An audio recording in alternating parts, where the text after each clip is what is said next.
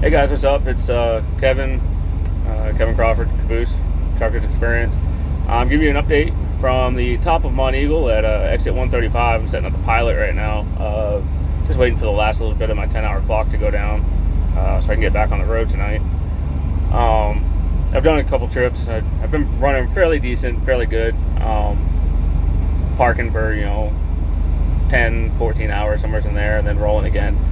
Just did a restart down there in Dundee, and it took me a little bit longer to get my trailer just due to some issues that they were running into down there. So I turned around for the first time in a while. I ran a full night shift, 6 p.m. till 8 a.m. All because I took some naps and stuff in between and ran up against my 14-hour clock. Pretty much the only way I could survive last night. But I will be able to make it all the way to my destination, which is out there in Kansas City. I did allow myself that amount of time, barely, but I did allow myself that amount of time. I do have people, I just want to say that both on YouTube and on my Facebook, whether it be through just posts or messages or comments on the YouTube videos, have been saying, you can't do 4,900 miles, or you can't make over 4,000 miles in a week with a 70 mile an hour truck on ELDs. To these people, I'm going to call bullshit. I've done it at least 2, if not 3 weeks over the past couple months. It is possible. Through FFE, your loads have to be lined up. They have to be, one after another after another. So that's where the issue lies as working for a bigger company. You have to work with your dispatch to let them know what time you're rolling in, so they can automatically have you rolling out as you come in, your trailer swap, and you roll out. So that's the big issue that is there. So it is possible to make over 4,000 miles in a week. People talking about, oh, well, you run a 70 mile an hour truck, you're just burning fuel wastelessly. Well, I ran a few weeks doing 65, and I ran a few weeks doing 70. The amount of miles I can push doing 70 more than make up for the fuel that I burn, because it's only approximately 0.1 to 0.2 miles per gallon that I'm burning extra doing the extra 5 miles an hour. And to give you guys a hint, most of the loads that FFE line haul runs, gross vehicle weight is going to be between approximately 61,000 to 71,000 pounds. You will get those loads where you are setting up there around 80,000 pounds. And yes, you will burn fuel with those. But when you're running those average loads of 61 to 71,000 pounds, I run a lot of monteagle, and I've also ran a lot of Vail Mountain Pass out there in the 70. Vail Mountain Pass, yes, you will burn a lot of fuel. That's why it's actually suggested to go up to Salt Lake and back across when you're going from Ontario, California to Chicago. I've just been stupid the 3 times I did it, and I just busted right through the mountains and realized my mistake after. So the fuel economy wise, it's not that big of a difference between the 5 miles an hour, and the way I've calculated it, it makes more sense to do the 5 miles an hour faster when I can to make up the miles, and then turn around and have the chance to get more miles on the other side of it. Because you got to figure 5 miles an hour over 11 miles is 55 miles, or 11 hours is 55 miles. You do that over a 2 or 3 day load, you're talking about 110 to 170 miles approximately. And my math could be wrong. The way I see it, I can actually suffer with the lost fuel economy and be fine with it. As long as my loads are lining up, then I'm pretty well okay with it. The other thing is, I see a lot of these people talking about, oh, well, ELD or me, ELDs are ruining trucking, this and that. If you are doing your logs properly, then swapping into ELDs, other than learning the computer system, swapping into ELDs won't affect you at all. It's not the ELDs that are killing it, it's actually the hours of service. And a lot of people don't understand that. The ELD is just, it's a paper log. Like, let me click over here and I'll show y'all. It literally is, if y'all can see that, it is a paper log. It's just on a computer screen. you can only edit your on duty and your on duty, your off duty, and your sleeper berth time. You can't edit any time that the truck has been driving. So your drive line, which I believe is line 3 on our Qualcomms, cannot be adjusted. Now,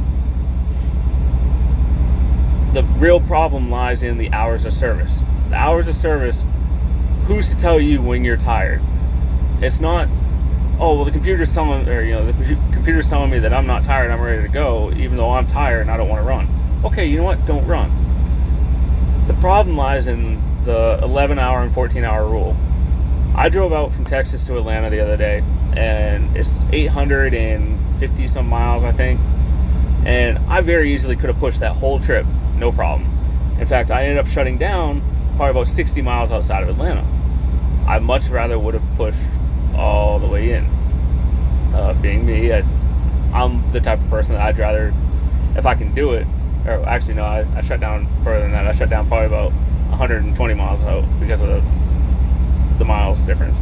But being me, you know, I would have rather pushed it all the way in. I wasn't tired. I'd started out early in the morning, and it was, you know, mid-afternoon when I was shutting down. I would have gladly pushed all the way in. Same as earlier today, coming up here, I'd slept 2 hours. Actually, I slept, let me look, 2.5 hours last night during my 14-hour period, which actually pushed me against my 14-hour clock.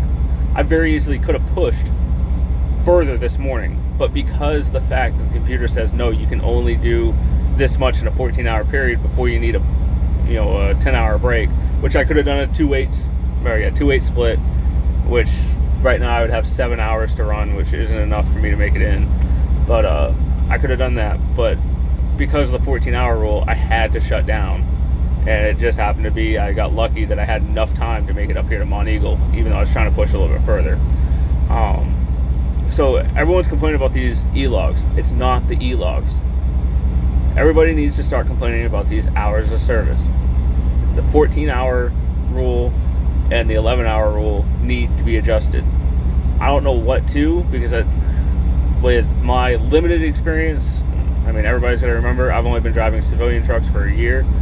My limited experience with this, I'm not sure what would be fair for everybody, but it's something that needs to be looked at throughout the whole driver's experience. It needs to be looked at through flatbedders, through reefer drivers, van drivers, cattle haulers, which I believe they run on, for the most part, their own rules. Someone can correct me in the comments if I'm wrong. I don't quite understand how they run. I just know that they're under a little bit different guidelines than we are. But the problem is every type of cargo is different, and every type of cargo needs a different rule set. But that's just the same as every driver is different, and every driver should have their own rule set, which should be a common sense thing. But the government has dumbed us down quite a bit and said, no, you're only allowed to do this. So in hindsight, it's not the ELD that's going to limit your pay. It's really the FMCSA and the government saying, no, you're only allowed to drive 11 hours and you can only work 14 hours a day.